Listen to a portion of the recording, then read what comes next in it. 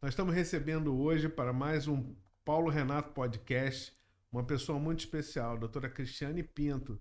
E nós vamos falar hoje sobre um tema muito importante, que é o tema sofrimento, que é um tema que eu gosto demais de falar sobre esse tema, porque a gente fala sobre o mundo da dor. E esse episódio, ele fala muito voltado para um sofrimento extremo. O assunto, ele veio à tona através do sofrimento de uma moça de 27 anos, chamada Carolina, que ganhou grande notoriedade em toda a mídia nacional e até a mídia internacional, quando ela pediu pela própria morte. Ela entrou na mídia através de uma solicitação de ajuda financeira, pedindo a própria morte, pedindo eutanásia para sair do Brasil, para ser sacrificada, e esse sacrifício de vida decorrente de uma dor que a fazia sofrer durante muitos anos. A chamada dor mais forte de todas, a dor mais horrorosa, neuralgia do trigêmeo, nem sempre todos consideram essa dor mais forte, mas está certamente entre as dores que mais causam sofrimento nas pessoas, é realmente uma causa de sofrimento. E o termo eutanásia, ele cresceu na mídia e é um tema muito polêmico, é um tema de bioética profundamente discutido no mundo da bioética, em especial para médicos que praticam uma especialidade chamada cuidados paliativos. Então, os médicos que estudam essa especialidade médica estão familiarizados com esse tema, e esse é o tema que nós vamos trazer hoje para falar sobre a diferença entre eutanásia, distanásia, ortotanásia, termos que a maioria de nós, mesmo médicos, não estamos tão familiarizados assim.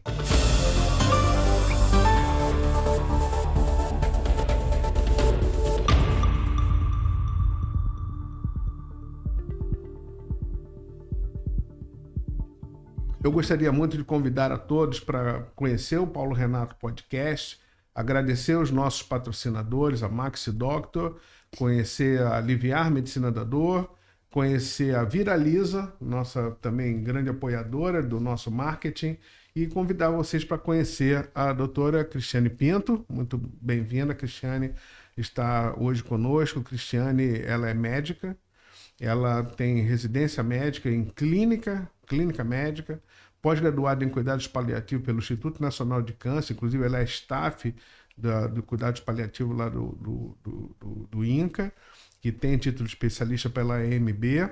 Ela é atualmente a presidente da Associação Estadual de Cuidados Paliativos, o braço estadual da Associação Nacional de Cuidados Paliativos. Ela também é médica da equipe de cuidados integrados do Américas Oncologia, presidente, docente da pós-graduação lá do Centro de Cuidados Paliativos da AFA e mestre em saúde pública pelo Instituto Nacional do Câncer. Cris, muito bem-vinda, muito obrigado por estar aqui conosco. Juntos nós vamos explorar esses aspectos médicos, aspectos éticos, aspectos legais sobre esse tema, que é um tema tão relevante. Cris, podia começar falando, desculpe, doutora Cristiane Pinto, né? Cris, porque a gente já está junto aí há 20 anos nesse mundo da dor, dentro da Sociedade Brasileira para Estudo da Dor, dentro de tantos congressos, tantas vezes que a gente se encontrou. É verdade. Então é Cris, tá? Tá ótimo. Cris, fala pra gente, primeiro, por que essa dificuldade de entender o que são os cuidados paliativos, o que é cuidado de fim de vida, o que é doença ameaçadora de vida, por que o cuidado paliativo tem esse estigma de dificuldade de compreensão, tanto por nós médicos, nós agentes de saúde, mas principalmente pela população leiga. Qual é a dificuldade que as pessoas têm de entender o que são os cuidados paliativos? Bom, Paulo, primeiro eu queria agradecer o convite. É importantíssimo a gente estar falando sobre isso. Zero problema você me chamar de Cris, porque é assim que a gente se trata há muito tempo, né? A gente tem um caminho aí que a gente vem caminhando juntos nessa luta aí pela dor e pelo cuidado paliativo, nesse Brasil que tem tanta dificuldade de entendimento dessas coisas. Eu acho que o cuidado paliativo, a primeira coisa que as pessoas pensam quando se fala em cuidado paliativo é que no Brasil a palavra paliativo ela parece alguma coisa sem importância, né? Ah, o cano da casa furou, ele foi lá e usou Durepox. Usou uma Não, coisa paliativa, uma é, coisa que não paliativo, resolve, né? exatamente, é uma coisa que Um não resolve. remendo, né? Exatamente. E aí, na realidade, a origem, né, da palavra, da expressão palliative care, ou cuidado paliativo, ela vem lá, né, do grego, que significa que, né, na era mais ou menos, na era medieval, pallium era um manto que os peregrinos usavam para se cobrir e se proteger do frio, da chuva, né, quando eles caminhavam, enfim. E aí, eles resgataram esse termo para usar como nome dessa especialidade que tinha, por definição, né, por objetivo principal, a proteção e o cuidado dos enfermos mais graves. E aí, em 1960, mais ou menos, Cicely Saunders, que é considerada a mãe do cuidado paliativo moderno, resgata esse termo, resgata esse tipo de cuidado para que a gente pudesse pensar aí numa especialidade que viesse a contemplar o paciente em final de vida. E aí, inicialmente, o cuidado paliativo era mais focado nos pacientes em final de vida, né? Porque esse era o grupo de pacientes que sofriam mais, ou que se conseguia vislumbrar mais facilmente o sofrimento. E não necessariamente de câncer. Não necessariamente de câncer, de várias doenças que poderiam estar ocasionando a morte. Isso, né? Exatamente. Você acha que cuidado paliativo e câncer Exato. é isso, mas não é só nesse cenário, Não. né? Inicialmente, o cuidado paliativo, ele cresceu mais na oncologia, acho que até porque seria mais fácil de você ver quando o paciente está mais perto do final, né? A prognosticação em oncologia ainda apesar de não ser fácil, é mais fácil do que a prognosticação em outras doenças não oncológicas. E aí o que a gente tem hoje, né, a definição de cuidado paliativo hoje, pela Organização Mundial de Saúde e pelas sociedades que falam de cuidado paliativo, nacional e internacionalmente, é que o cuidado paliativo é para pessoas de todas as idades. Então, a primeira coisa que a gente tem que entender é que existem crianças em cuidados paliativos também. E o cuidado paliativo pediátrico, ele precisa crescer no nosso país. E é para pessoas com doenças ameaçadoras da vida. Quais doenças? Quaisquer doenças. Todas. Insuficiência cardíaca, DPOC, Doenças esclerose neurológicas. múltipla, demência e câncer dentro delas, né? Inclusive. Talvez seja a Exatamente. maior parcela que hoje recebe cuidado paliativo no Brasil. No Brasil, hoje, os pacientes oncológicos ainda são os que têm mais acesso, E sim. você acha que essa moça, a Carolina, com 27 anos, com neuralgia do trigêmeo, ela se encaixa num caso de cuidados paliativos? Eu acho que se ela tem uma doença ameaçadora da vida, Que sim. não é o caso? É o caso por conta de toda a gravidade de sintomas que essa doença causa. Quando a gente fala de cuidado paliativo, a gente não fala só de sofrimento físico. A gente fala de todas as esferas de sofrimento.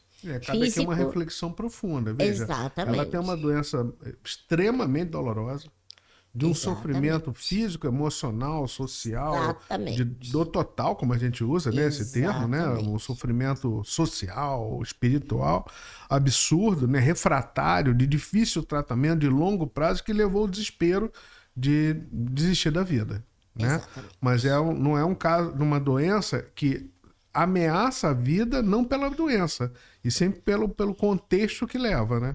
O que acontece é que ela tem uma doença que é incurável.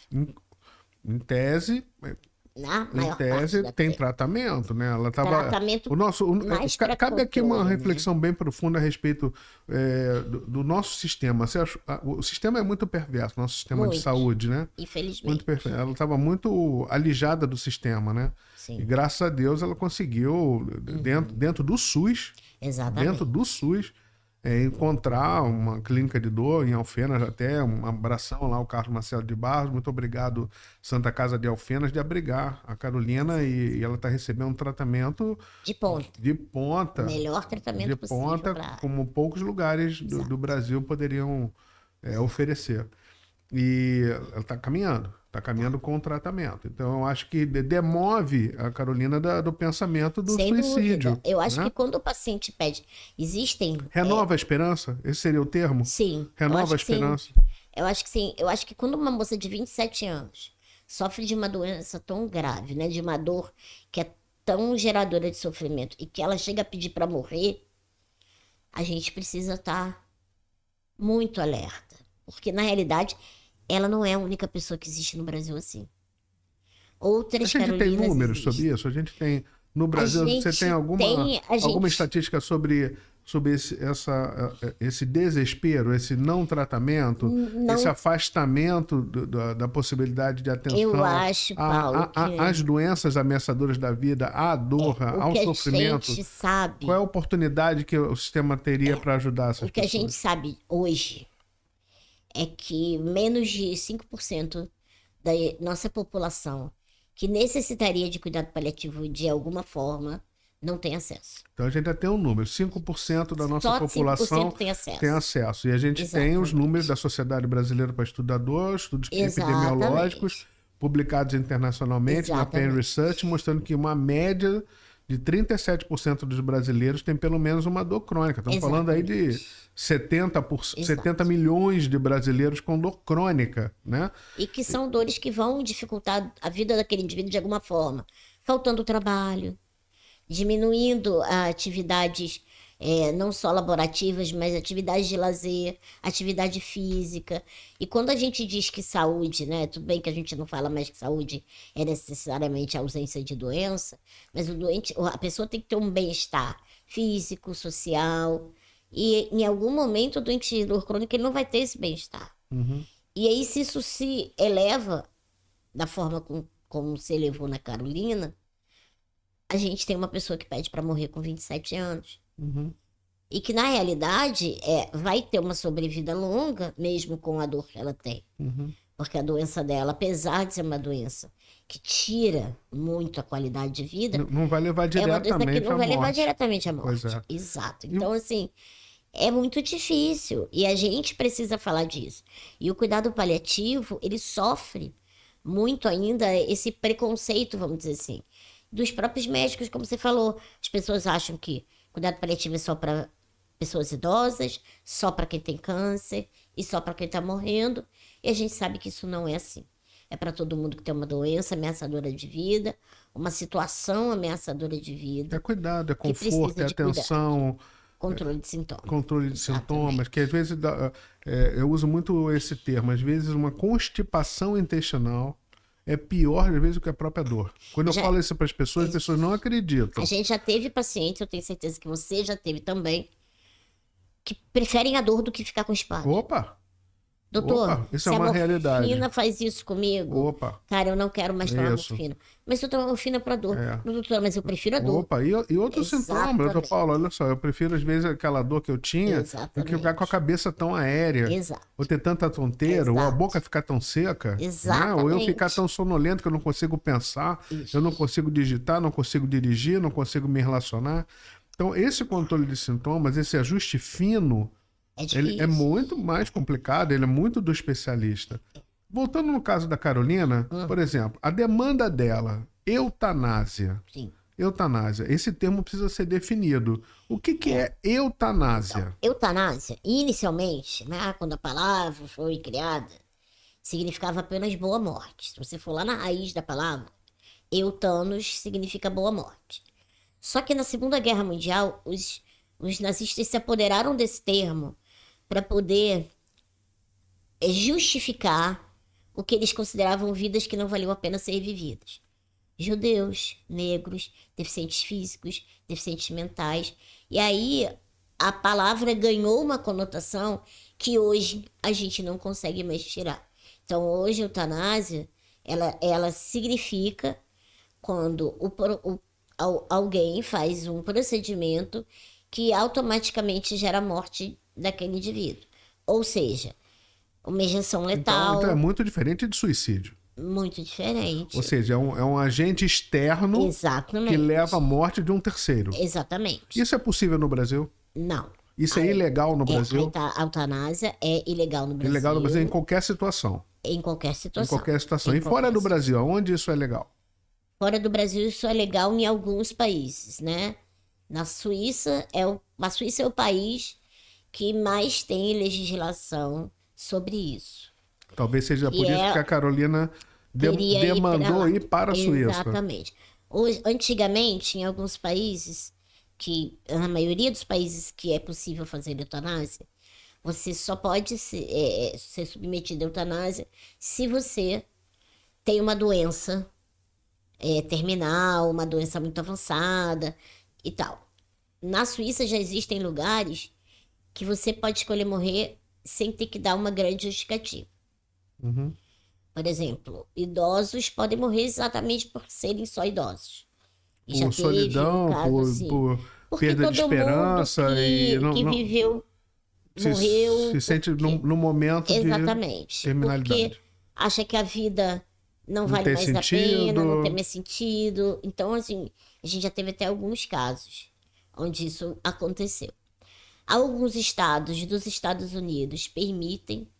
O estado do Oregon é o estado onde foi primeiro liberada a eutanásia. Tem até um documentário chamado How to Die in Oregon, né, Como Morrer no Oregon, que é bem interessante.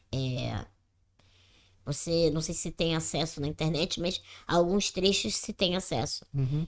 no YouTube, enfim. Que é bem interessante, mas o fato é que a eutanásia, você precisa que alguém injete uma substância ou dê algumas medicações para aquela pessoa morrer. E uma coisa que é mais importante, a eutanásia, uma vez iniciada, ela é irreversível. Uhum. Ou seja, uma vez que a gente faz a injeção, ou dá o remédio, aquela reação química vai ser impossível de ser resolvida, Perfeito. impossível de se voltar atrás. Tá. É diferente, por exemplo, que é uma coisa que muitas pessoas confundem, da sedação controlada.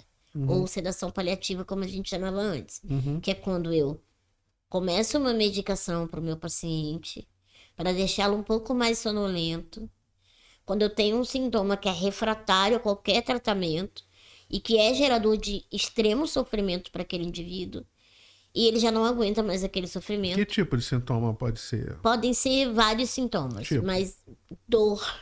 Os mais comuns são dor, dispneia, Falta de ar. sangramento, sim. Dor, dispneia, que é falta de ar, sangramento, delírio, que é a agitação psicomotora, desorientação. Muitas vezes Que que a leva gente muito não sofrimento, é melhor que ele consegue. esteja mais desligado, mais Exatamente. inconsciente. E a diferença que as pessoas precisam entender é que a sedação é um movimento reversível. Sim. Então, eu posso sedar o meu paciente por um tempinho, Temporariamente, 24, quando ele 48 estiver nesse horas. momento mais intenso de sintoma, isso pode voltar. Eu tive um paciente muito interessante, que ele teve um sofrimento psíquico extremo. E ele trabalhava com tecnologia da informação. Uhum. Então, ele me pediu para ser sedado. E aí a gente começou uma sedação primeiro noturna, depois a gente começou uma sedação 24 horas, leve. Então ele ainda conseguia acordar, ver algumas pessoas na hora da visita, dormia de novo e tal. 3 dias depois, ele ficou estável, e a gente resolveu diminuir um pouquinho a sedação aos poucos e ver como ele acordaria se esse sofrimento tinha melhorado. E aí foi tão interessante que ele falou assim para mim: doutora, parece que a senhora deu um boot no meu sistema. Aí eu falei: como assim? Aí ele: doutora, sabe quando o computador dá ruim que a gente puxa da tomada? Uhum. Daqui a pouco a gente põe de volta e ele funciona? Falei: sei. Então foi mais ou menos isso. Aquele sofrimento todo, ele precisava dar um basta. E aí ele voltou mais tranquilo, mais consciente do que ele viveria dali para frente. E até o final da vida ele não precisou mais ser sedado. Sim. Então, o primeiro a descrever como sintoma refratário o sofrimento existencial foi um japonês chamado Tatsuo Morita. E aí, quando ele escreveu isso, já tem mais ou menos uns 10, 12 anos, as pessoas caíram em cima dele, sabe? Tipo, como assim a gente vai sedar um doente com sofrimento existencial? E hoje a gente vê como a gente não via. E o cara foi uma uma pessoa que abriu Isso o é um caminho, né? Abriu os conhecimento que nossos vem olhos. crescendo, né, Cris? Dentro do mundo da dor, com os bloqueios Sim, venosos, sim, uso da cetamina também em sim. quadros psiquiátricos, em dores refratárias, acho que tem ganhando muita notoriedade. Em relação à eutanásia, acho que ficou super bem explicado por você, é diferente do suicídio assistido, O é? suicídio assistido é mais complexo. Ele é como se ele ficasse entre a eutanásia e o suicídio. Você não tem uma pessoa que vai empurrar, vamos dizer assim, o êmbolo da Injetar. Ele não seringa, vai injetar, mas ele vai mas vai propiciar orientar, vai dar como a acesso. pessoa fazer. Exatamente, exatamente. Também é ilegal no Também Brasil. é ilegal no Brasil. Então, qualquer prática de extermínio, de auto-extermínio, é completamente ilegal no Brasil. Não É existe essa considerado possibilidade em homicídio. nenhum tipo de Não, quadro, nem não. pela própria pessoa Não. e nem com o auxílio de um outro agente de Exato. saúde ou um familiar ou nada disso. Isso não é Não. possível no Brasil em quadro nenhum. Não, Em situação momento nenhuma. nenhum. Não. É todo o Código Penal brasileiro, que ainda é arcaico para várias questões, né? Porque o mundo está crescendo não na proporção que as nossas leis estão se adaptando. Ele define como homicídio, em todos os casos. Até porque geralmente essas decisões elas vêm de desespero, né? Exato. Elas vêm do desespero, né? Da perda total da esperança, do desespero do sofrimento. E a gente acredita que, como 5% tem acesso ao cuidado paliativo, como você citou, talvez a gente tenha uma perda de oportunidade de cuidar dessas pessoas, Sim. 95% de oportunidade de cuidar dessas pessoas, para que não chegue a esse desespero, que não chegue aí. Fica o recado para quem está nos ouvindo, que o cuidado paliativo tem uma oportunidade de crescimento no Brasil para tratar exatamente o que a doutora Cristiane está falando. E tem outros termos que ficam, às vezes, também bem confusos, mas entram exatamente nesse assunto. Por exemplo, a distanásia. Né? A distanásia é o termo que se usa que leva ao pensamento da vontade de acabar com a vida, porque a distanásia é um sofrimento extremo. Fala pra gente sobre distanásia, sobre esse termo. Distanásia é, em princípio, o prolongamento da vida com sofrimento. Então, é você manter o doente vivo, normalmente usando tecnologias ou usando a tecnociência, né? De uma forma com que você não vai trazer qualidade de vida para o doente e você ainda vai trazer sofrimento. Por exemplo, pacientes que vão para terapia intensiva e ficam dependentes de ventilação mecânica, dependentes de hemodiálise, sedados e que não vão ter nenhum benefício, não estão vivendo suas vidas e que estão sendo mantidos por máquinas, ao mesmo tempo em que estão sendo invadidos, estão sendo puncionados.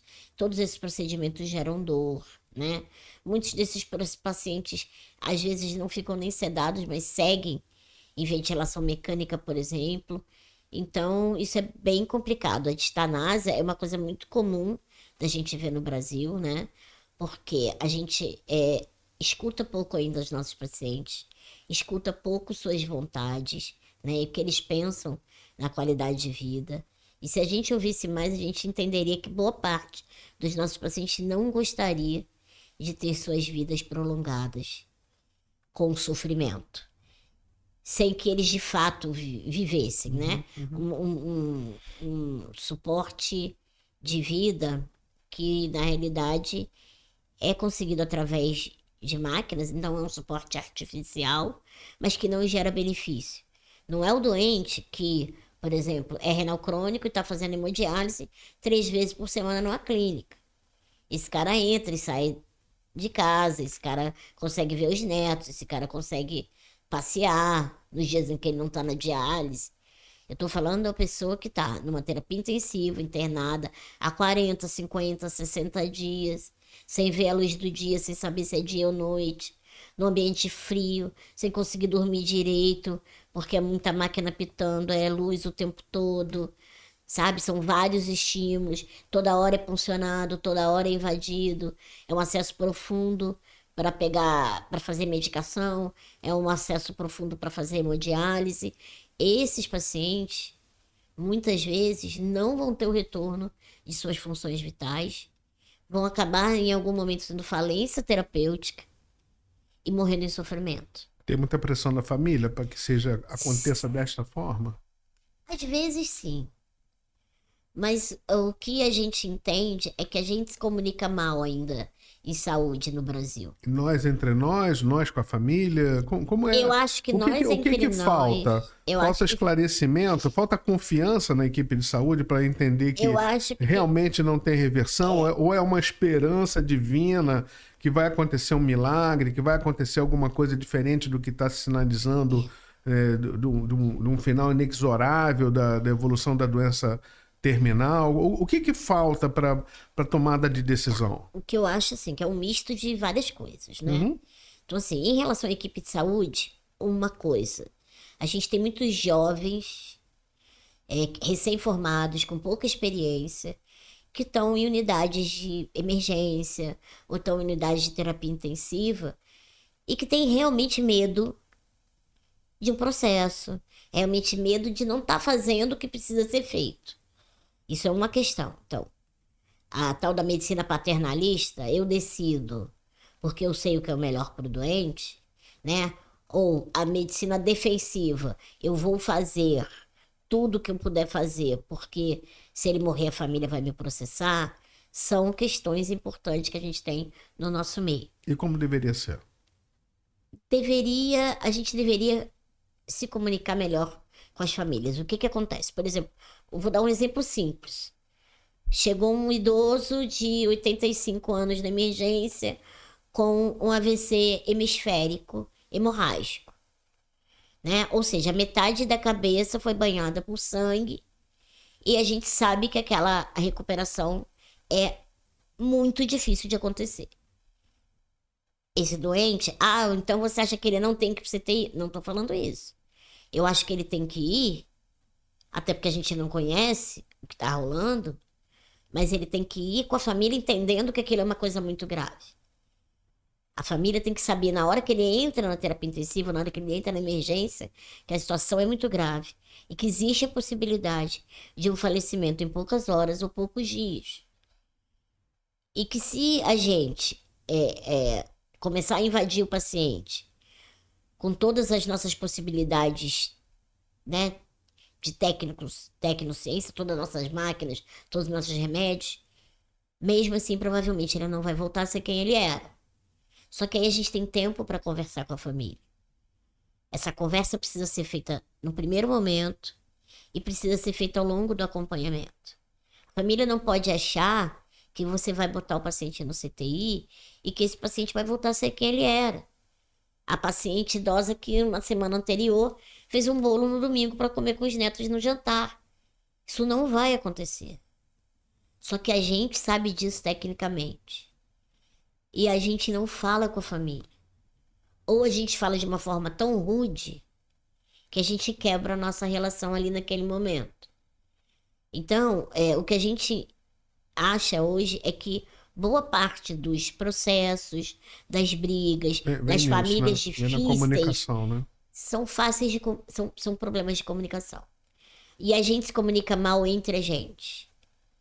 Então, o colega precisa entender, por exemplo, se você tem uma equipe de cuidado paliativo, isso não acontece com a frequência que acontece em lugares onde não existe uma equipe de cuidado paliativo. Porque automaticamente a gente é acionado para esses casos.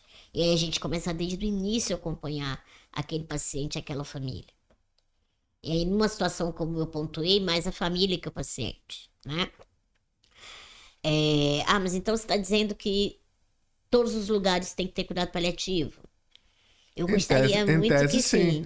Ainda mais agora que a nossa política saiu, né? Entra no quesito comunicação de más notícias? Essa seria a abordagem? Sim, a comunicação de notícias difíceis, ela é para qualquer médico. Para qualquer médico. Qualquer profissional da saúde, eu diria. Porque a gente comunica notícias difíceis o tempo todo, só que a gente não percebe. Então, a descrição que você está dando para esse quadro específico de um AVC hemorrágico muito grave, prognóstico muito reservado, uma pessoa em final de vida, o termo seria ortotanásia? Sim. O que é a ortotanásia? Fala para nossa Ortotanásia plateia.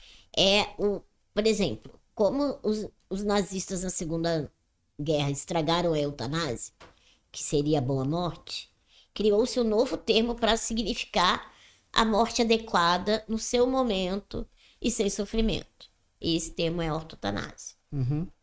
Então, ortotanásia é deixar que as coisas aconteçam no seu tempo, dentro da evolução natural daquela doença, mas com suporte, com cuidado, priorizando o não sofrimento. Isso é ortotanásia. Uhum. Então, o que a gente acha é que todo médico minimamente bem formado deveria ter um mínimo de cuidados paliativos. Mínimo. Óbvio que não é sair paliativista, mas a gente sai da faculdade de medicina sabendo controlar a pressão, controlar a diabetes básica, não como um especialista, e a gente não sai nem cardiologista, nem endocrinologista. Uhum. Né? O médico bem formado deveria ter conceitos adequados do que é o cuidado paliativo. De consciência disso, né? Consciência. Esses conceitos, eles esbarram em muitos conceitos sociais, em muitas crenças, em muitos conceitos que são muito enraigados na cultura em que a gente está inserido, né? Sim. O Brasil, por ser um país muito multicultural, talvez se torne mais difícil essa relação do que um país que tem uma cultura mais homogênea. Por exemplo, o Japão, uma cultura mais homogênea, mais similar. Como é no Brasil, por exemplo? Como é que você trata a espiritualidade dentro deste cenário, né? Dentro do Brasil, que tem uma matiz religiosa, espiritual, tão diversa. O que acontece? O cuidado paliativo, a espiritualidade faz parte do cuidado paliativo. Sim, né? sim. Então, A pergunta é provocativa mesmo, doutora? deveria fazer. Sim. A gente sabe que faz parte, né? Que a espiritualidade faz diferença. Só que a gente tem que separar a espiritualidade e religiosidade. Espiritualidade é mais amplo e é diferente de religiosidade. Mas as duas coisas praticamente não são abordadas, né? Primeira coisa que a gente precisa ter é respeito pela religião alheia. Eu acho que isso falta muito, né?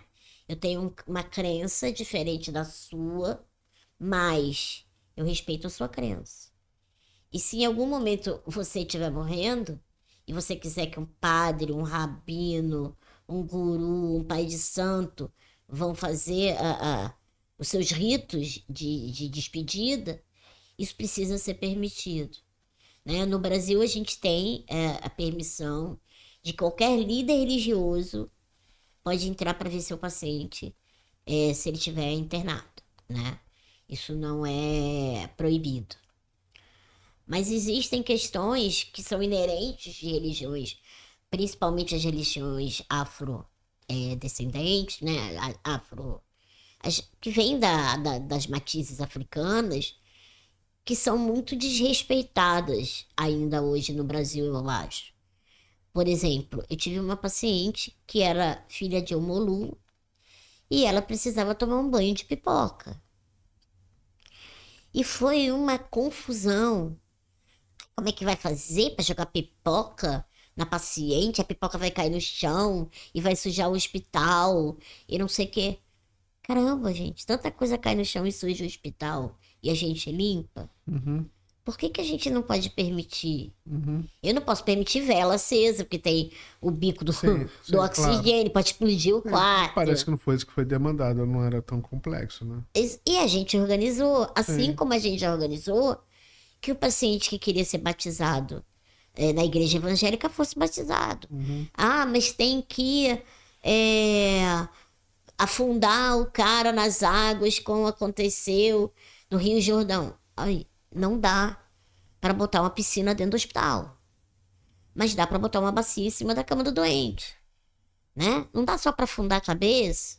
E aí a gente foi organizando, né? Com bom senso. O pessoal da capelania. Exatamente. Com bom senso. É bom senso. Bom senso. Então, eu acho que é isso que precisa entender. Que religiosidade é uma coisa, espiritualidade é outra, e que a gente tem que respeitar as duas coisas. Uhum. E muitas vezes o paciente vai precisar.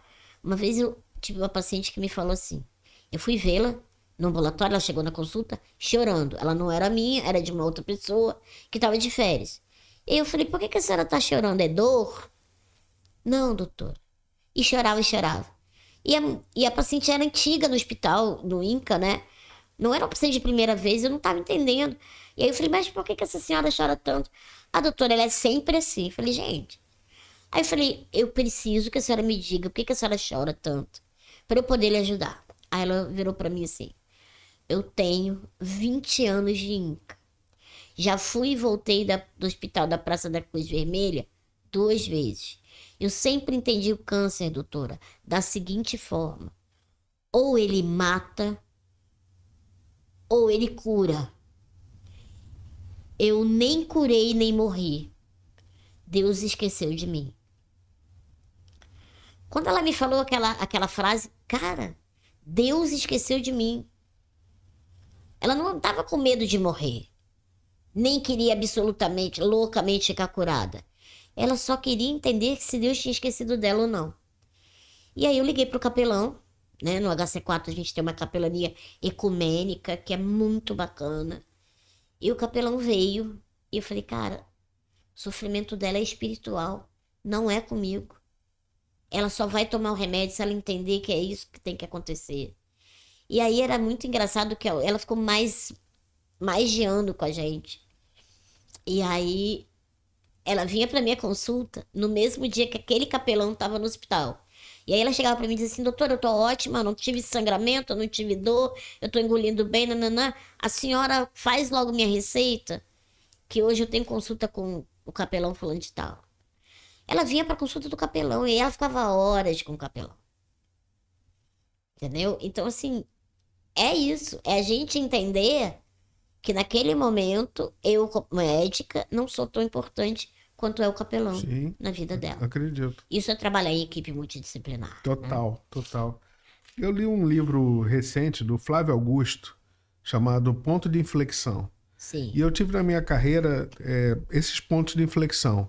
Eu fui ser médico porque meu pai e minha mãe eram cardíacos, tinham doença cardíaca, e eu ia no consultório de um cardiologista chamado Carlos Santos, na Tijuca, e ele fazia um eletrocardiograma. E eu fui ser médico porque eu queria ver o eletrocardiograma, coisas que eu não alcançava, que eram risquinhos. E eu falei para ele, doutor Carlos, eu vou ser médico, eu vou aprender o que o senhor está vendo aí nesse... É um ponto de inflexão na vida. Depois eu fui ser anestesiologista, porque eu ia ser cardiologista na faculdade de medicina por causa disso. Quando eu fui acompanhar uma cirurgia de um paciente meu que estava infartado na faculdade, e ele fez uma apendicite, estava internado O cara, nossa, muito azarado. O cara infartado na unidade coronariana, fez uma apendicite aguda, com 2 dias de infarto, foi ser operado, e eu acompanhei meu paciente, vi uma anestesia geral de ponta a ponta, ponto de inflexão, saí da cardiologia e fui para anestesiologia. E eu tive outro ponto de inflexão quando eu resolvi estudar alguma coisa de dor. Eu fui visitar a Escola Paulista de Medicina, onde eu formei na clínica de dor, e eu saí de lá desconstruído. Eu falei, eu vou parar de fazer anestesiologia clássica e vou estudar dor. Ou seja, eu tenho esses pontos de inflexão muito claramente nas minhas viradas de tomada de decisão dentro do mundo da medicina, dentro da especialidade médica. Qual foi o teu ponto de inflexão para ser médica, para fazer clínica médica e principalmente para fazer cuidado paliativo? Então, eu queria ser jornalista ou bióloga. E aí eu ia fazer prova para isso, estava estudando para isso. Faltava assim, sei lá, 20 dias para fazer a inscrição do vestibular. Eu tive um sonho de que nesse sonho eu era médica. E alguém me dizia nesse sonho assim, doutora, a senhora nasceu para ser médica. E aquele sonho, Paulo, eu não sou eu sou capricorniana, radical, sou cartesiana ao extremo, mas aquele sonho mexeu comigo. Eu tinha 18 para 19 anos, de uma forma que eu não sei explicar até hoje. Eu acordei sabendo que eu ia fazer as inscrições de vestibular tudo para medicina. E aí foi uma loucura na minha família, no cursinho Ninguém entendeu que eu fazia. Nada, né? Sua louca, você não vai passar e tal. E aí eu passei para Gama Filho, que era a faculdade particular melhor no Rio, junto com a Souza Marques, assim. Eram eram as 2 faculdades melhores privadas do Rio de Janeiro. Não passei para nenhuma pública, porque eu estava estudando com foco para medicina. E aí eu resolvi fazer. Fui para a faculdade de medicina com a ciência de que eu queria cuidar de pessoas. Então eu já sabia que, apesar da minha questão física, eu nunca quis nada cirúrgico, né? Porque eu não queria operar, eu mexer especificamente, eu queria cuidar. Pensei em psiquiatria, pensei muito em cardiologia, que eu amava a questão cardiológica e tal. E aí, quando eu fui ser acadêmica bolsista, eu fiquei na gerência de oncologia na prefeitura, né? A antiga Suzeme, que eu acho que nem Suzeme, existe eu fui mais. do Souza Guiar na Suzeme. Aí eu fui, e aí eu me apaixonei por oncologia loucamente. Defini que eu seria oncologista. Então, meu primeiro ponto de flexão foi o sonho, meu segundo foi definir que eu queria fazer alguma coisa na oncologia. Na minha época, para ser oncologista, você precisava de pré-requisito, então eu fiz clínica médica, e aí fui fazer a prova para o INCA. Quando eu fui fazer a prova para o INCA, eu percebi que existiam 2 coisas, 2 possibilidades de prova para mim. Uma era oncologia clínica e outra era a pós-graduação que o INCA tinha em cuidado paliativo, que à época não era residência ainda. E aí, em cuidado paliativo, eu falei, bom, 2 provas diferentes para o mesmo lugar. Um lugar que eu sabia que era uma ilha de conhecimento, um lugar incrível para se trabalhar e para se aprender. Fiz a prova para as 2 coisas, eram dias diferentes. E aí eram 10 vagas para onco, eu passei em 13º. E era uma vaga para cuidado paliativo e eu passei na vaga. E aí não rodou para onco, eu falei, quer saber, eu vou fazer esse tal desse cuidado paliativo, que eu não tinha entendido muito bem o que era, mas era 60 horas igual a residência. A bolsa era igual a da residência. Já estava no INCA, que era onde eu queria ficar. Falei, bom, se não... Vou estudar mais um ano e vou passar dentro do número de vagas. Essa era meu raciocínio cartesiano. Sim. Só que quando eu entrei no INCA, no HC4, né, que na época se chamava STO, que eu conheci o tal do cuidado paliativo, eu vi que eu nunca quis ser oncologista. O que eu queria fazer tinha um nome, só que eu não sabia. Esse nome era cuidado paliativo. Então, na realidade, eu fui descobrindo a minha especialidade ao longo do meu ano de pós-graduação. Quando eu terminei, eu fui contratada, na época, a Fundação do Câncer geria algumas vagas lá. A gente não tinha só funcionários de ministério. E aí, em 2011, isso foi em 2002 para 2003. E em 2011, eu fiz o concurso. Entrei para o ministério.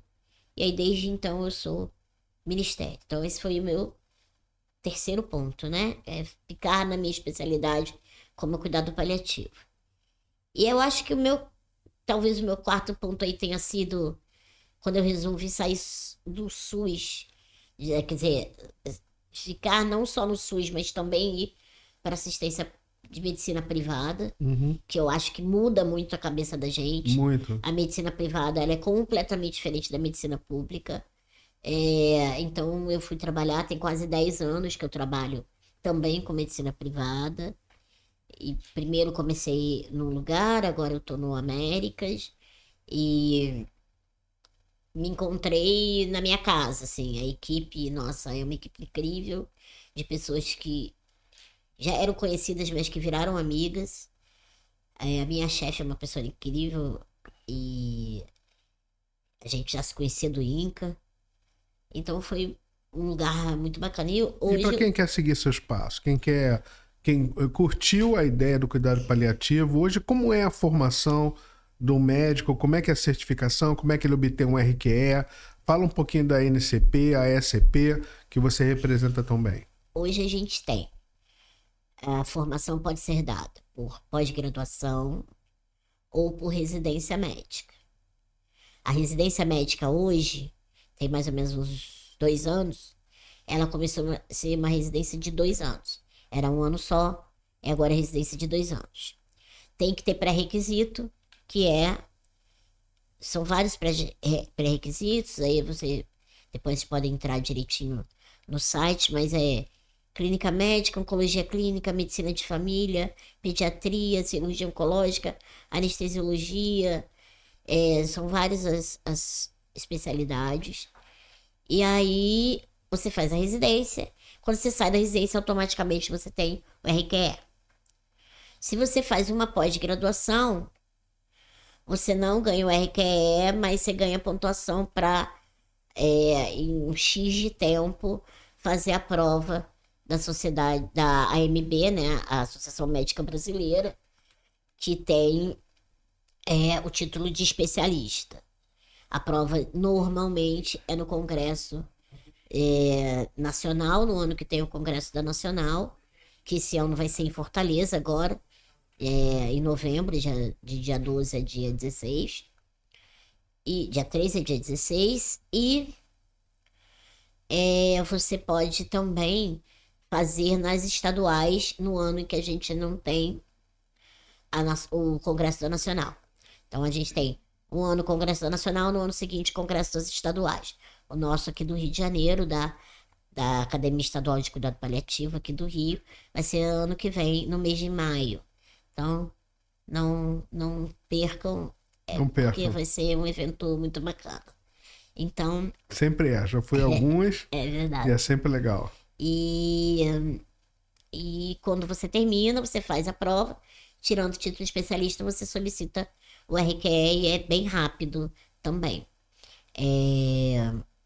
A gente tem várias formações no Brasil todo, a gente tem vários serviços já com residência, não vou lembrar de todos, mas aqui no Rio a gente tem o INCA, que faz residência, a gente tem em São Paulo o Servidor de São Paulo, a gente tem Barretos, a gente tem o ICESP, eu acho que já tem residência de cuidado paliativo também, mas não é difícil não, que no site da Academia Nacional de Cuidado Vai encontrar Paliativo, todos os endereços, a gente tem todos os endereços, a gente tem todos os dados aí para as pessoas se orientarem.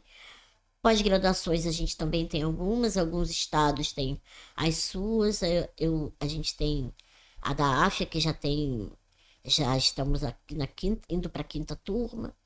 A gente tem a do Einstein, a gente tem do Sírio-Libanês, se eu não me engano, Tem também. bastante coisa, né? Tem bastante Cris, coisa. Olha para essa câmera aqui e dá um recado para a turma. O recado que você gostaria de dar, que fique como seu legado do nosso encontro de hoje. 1 minutinho. Entendam que cuidado paliativo não é só para quem está morrendo. Entendam que cuidado paliativo precisa de mais médicos, mas também precisa que as pessoas saibam que têm o direito e que vão atrás dos seus direitos. Então, ajudem a gente a fazer cuidado paliativo crescer no Brasil. Obrigada.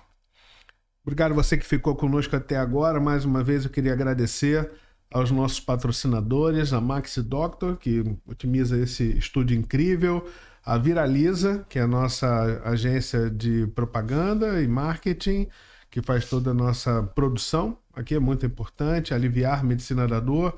E esteja conosco, inscreva-se em qualquer plataforma de podcast, no Paulo Renato Podcast. Te encontro na próxima, sempre com uma autoridade, alguém de muita relevância, para falar conosco sobre esses temas de saúde, esses temas incríveis. Cristiane, mais uma vez, muito obrigado por você estar aqui conosco. Agradeço, Paulo. Nos siga.